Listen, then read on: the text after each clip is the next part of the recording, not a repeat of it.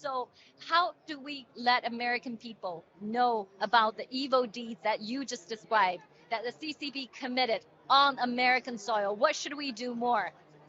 Well, I'll tell you what the CCP fears most is people standing up to it, is people speaking out against it. Look, there's a reason why the CCP has the Great Firewall. There's a reason why they censor everything. It's because they're terrified that the truth is going to get out. Because they know that when the Chinese people wake up and they realize what the CCP has done to them, that the whole no new China without the CCP is a big fat lie, that all the CCP did was took its boot off the backs of people's heads, and then when they could breathe again said, look at how we saved your life.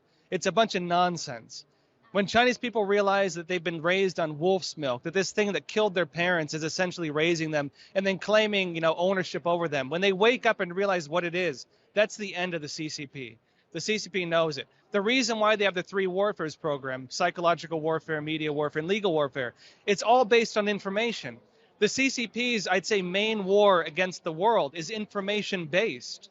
When people start fighting back with information against that, not silencing themselves, talking to their friends and family, and when the CCP threatens your families or threatens people like me, you come out and say it, and you say, look at what they're doing. Everybody look at that crook in the corner. Look at that criminal in the corner. People wake up and they see it for what it is.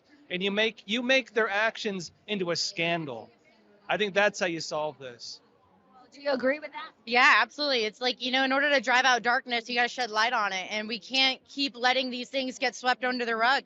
I've never gotten threatened so far.